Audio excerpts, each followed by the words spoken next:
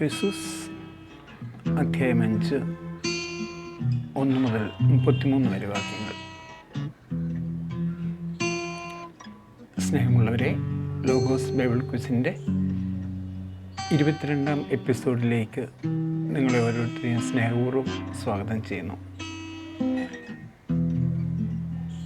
എഫെസൂസ് 5 ഒരു ആമുഖം. ഈ അധ്യായത്തിൽ പൗലോസ് ശ്ലീഹ സ്നേഹത്തിൽ വേരൂന്നിയ ജീവിതം നയിക്കുവാനുള്ള മാർഗനിർദ്ദേശം നൽകുന്നു. ഇരുട്ടിൻ്റെ വഴികളെ ക്രിസ്തുവിൻ്റെ പ്രകാശം കൊണ്ട് നിഷ്കാസനം ചെയ്യുന്നു. വിവാഹത്തിൻ്റെ പൗത്രത ഉയർത്തിക്കാട്ടുന്നു. ക്രിസ്തുവിന് സഭയോടുള്ള സ്നേഹവുമായി അതിനെ തുലനം ചെയ്യുന്നു.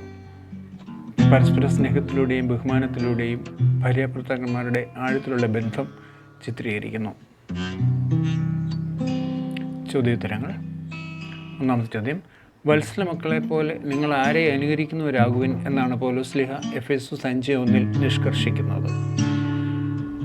വത്സല മക്കളെ പോലെ നിങ്ങൾ ആരെ അനുകരിക്കുവിൻ? ഉത്തരം, ദൈവത്തെ അനുകരിക്കുവിൻ എന്നാണ് പൗലോസ് ശ്ലീഹ ഒന്നാമത്തെ വാക്യത്തിൽ പറയുന്നത്. 2, ക്രിസ്തു നമുക്ക് വേണ്ടി തന്നെ ദൈവത്തിന് സമർപ്പിച്ചത് എങ്ങനെ? ക്രിസ്തു നമുക്ക് വേണ്ടി തന്നെ ദൈവത്തിന് സമർപ്പിച്ചത് എങ്ങനെ? ഉത്തരം, സുരഭില കാഴ്ചയും ബലിയുമായി. എഫെസൂസ് 5:2. സുരഭില കാഴ്ചയും ബലിയുമായി. മൂന്നാമത്തെ ചോദ്യം, നിങ്ങളുടെ ഇടയിൽ വ്യഭിചാരത്തിൻ്റെയും യാതൊരുവിധ അശുദ്ധിയുടെയും അത്യാഗ്രഹത്തിൻ്റെയും എന്തുപോലും കേൾക്കരുത് എന്നാണ് ശ്ലീഹ എഫെസൂസ് 5:3 ഉപദേശിക്കുന്നത്. ഉത്തരം, പേരുപോലും കേൾക്കരുത് എന്നാണ് പൗലോസ് ശ്ലീഹ പറയുന്നത്. അടുത്ത ചോദ്യം 4, എങ്ങനെ വർത്തിക്കുവാൻ എന്നാണ് എഫെസൂസ് 5:3 ആവശ്യപ്പെടുന്നത്? എങ്ങനെ വർത്തിക്കുവാൻ എന്നാണ് എഫെസൂസ് 5:3 ശ്ലീഹ ആവശ്യപ്പെടുന്നത്? ഉത്തരം, വിശുദ്ധർക്ക് യോഗ്യമായ രീതിയിൽ വർത്തിക്കുവാനെന്നാണ് ശ്ലീഹ പറയുന്നത്. അഞ്ചാമത്തെ ചോദ്യം, മ്ലേച്ഛതയും വ്യർത്ഥ ഭാഷണവും ചാപല്യവും നമുക്ക് യോജിച്ചതല്ല, പകരം ഉചിതമായതെന്ത്? മ്ലേച്ഛതയും വ്യർത്ഥ ഭാഷണവും ചാപല്യവും. ഉത്തരം, കൃതജ്ഞതാസ്തോത്രം. അതാണ് എൻ്റെ ഉത്തരം. എഫെസൂസ് 5:4. അടുത്ത ചോദ്യം, വ്യഭിചാരിക്കും അശുദ്ധനും അത്യാഗ്രഹിക്കും വിഗ്രഹാരാധകനും അവകാശമില്ലാത്തത് എവിടെയാണ് അവർക്ക് അവകാശമില്ലാത്തത്? ഉത്തരം, ദൈവത്തിൻ്റെയും ക്രിസ്തുവിൻ്റെയും രാജ്യത്തിൽ. എഫെസൂസ് 5:5 നമ്മളത് കാണുന്നു. ദൈവത്തിൻ്റെയും ക്രിസ്തുവിൻ്റെയും രാജ്യത്തിൽ അവർക്ക് അവകാശമില്ല. ഏഴാമത്തെ ചോദ്യം, അനുസരണമില്ലാത്ത മക്കളുടെ മേൽ ദൈവത്തിൻ്റെ ക്രോധം നിപതിക്കുന്നത് എന്തുമൂലം? അനുസരണമില്ലാത്ത മക്കളുടെ മേൽ ദൈവത്തിൻ്റെ ക്രോധം നിപതിക്കുന്നത് എന്തുമൂലം? ഉത്തരം, അർത്ഥശൂന്യമായ വാക്കുകൾ മൂലം. എഫെസൂസ് 5:6. അർത്ഥശൂന്യമായ വാക്കുകൾ മൂലം. എട്ടാമത്തെ ചോദ്യം, അതിനാൽ അവരുമായി സമ്പർക്കമരുത്. എഫെസൂസ് 5:7. ആരുമായി സമ്പർക്കമരുത് എന്നാണ് ശ്ലീഹ പറയുന്നത്? ഉത്തരം, അനുസരണമില്ലാത്ത മക്കളുമായി.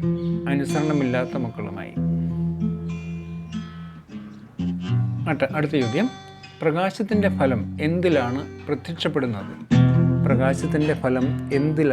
പ്രത്യക്ഷപ്പെടുന്നത്? അതാണ് 9ാമത്തെ ചോദ്യം. ഉത്തരം, സകല നന്മയിലും നീതിയിലും സത്യത്തിലും. എഫെസൂസ് 5:9 നമ്മൾ കാണുന്നു. സകല നന്മയിലും നീതിയിലും സത്യത്തിലും. 10, ഒരിക്കൽ അന്ധകാരമായിരുന്ന എഫെസൂസുകാർ ഇന്ന് പ്രകാശമായിരിക്കുന്നത് എവിടെ? ഇന്ന് പ്രകാശമായിരിക്കുന്നത് എവിടെ? 10ാമത്തെ ചോദ്യം. ഉത്തരം, കർത്താവിൽ. എഫെസൂസ് 5:8. കർത്താവിലാണ് അവർ പ്രകാശമായിരിക്കുന്നത്. 11, എന്ത് വിവേചിച്ചറിയുവിൻ എന്നാണ് പൗലോസ് ശ്ലീഹ എഫെസൂസ് 5:10 പറയുന്നത്? എന്ത് വിവേചിച്ചറിയുവിൻ എന്നാണ് പൗലോസ് ശ്ലീഹ എഫെസൂസ് 5:10 പറയുന്നത്? ഉത്തരം, കർത്താവിന് പ്രസാദകരമായിട്ടുള്ളവ വിവേചിച്ചറിയുവിൻ എന്നാണ്. വിവേചിച്ചറിയുവിൻ.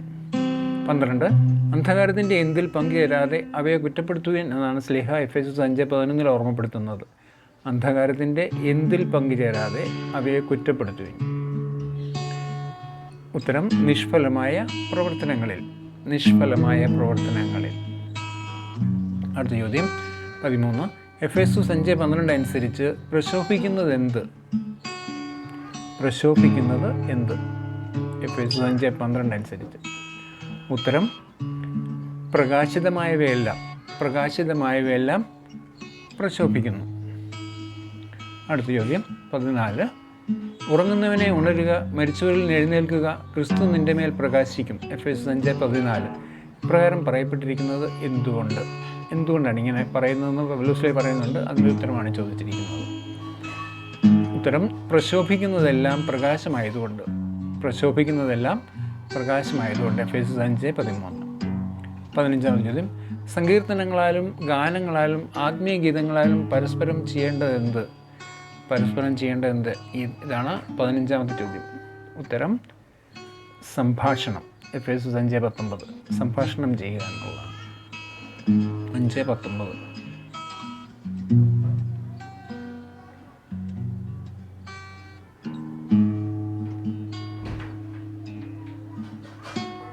16. പൂർണ്ണ ഹൃദയത്തോടെ കർത്താവിനെ പ്രകീർത്തിക്കേണ്ടത് എങ്ങനെ?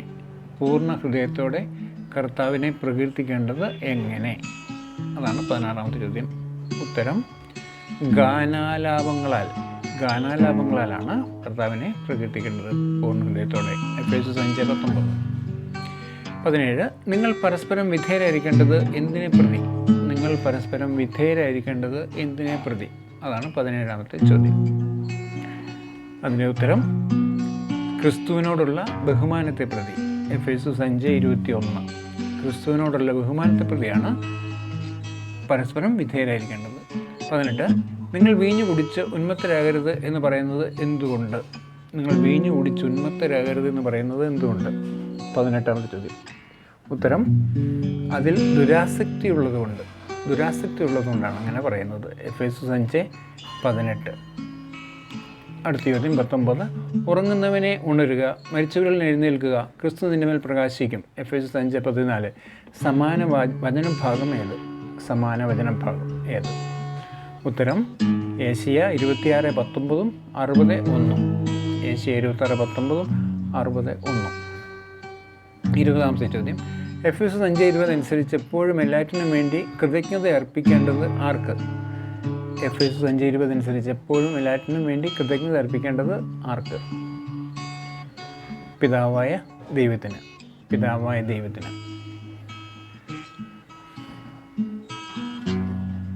അടുത്തത് 21. ഇപ്പോൾ തിന്മയുടെ ദിനങ്ങളാണ് എന്ന് പറഞ്ഞ ശേഷം പൂർണ്ണമായും പ്രയോജനപ്പെടുത്തുവാൻ എന്ന് സ്ലീഹ പറയുന്നത് എന്ത്? ഇപ്പോൾ തിന്മയുടെ ദിനങ്ങളാണ് എന്ന് പറഞ്ഞ ശേഷം പൂർണ്ണമായും പ്രയോജനപ്പെടുത്തുവാൻ എന്ന് സ്ലീഹ പറയുന്നത് എന്ത്? ഉത്തരം സമയം. എഫേസ്യസ് 5:16. സമയമാണ് പൂർണ്ണമായിട്ട് പ്രയോജനപ്പെടുത്തുവാനായിട്ട് സ്ലീഹ പറയുന്നത്. 22-ാമത് ചോദ്യം. എഫേസ്യസ് 5-ൽ എത്ര തലക്കെട്ടുകളുണ്ട്? അതിൻ്റെ ഉത്തരം 2 തലക്കെട്ടുകളാണ് ഉള്ളത്. എഫേസ്യസ് 5-ൽ 2 തലക്കെട്ടുകളുണ്ട്.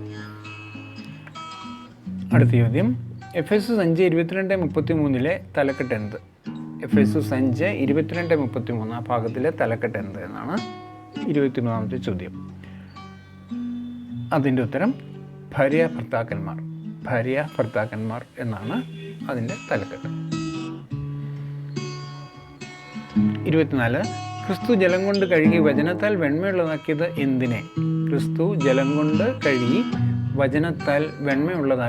എന്തിനെ? ഉത്തരം സഭയെയാണ് ക്രിസ്തു ഇങ്ങനെ വെണ്മയുള്ളതാക്കിയത്. എഫേസ്യസ് 5:26. 25. ആർക്ക് വിധേയ ആയിരിക്കുന്നത് പോലെ ഭാര്യമാർ എല്ലാ കാര്യങ്ങളിലും ഭർത്താക്കന്മാർക്ക് വിധേയരായിരിക്കണം. ആർക്ക് വിധേയരായിരിക്കുന്നത് പോലെ?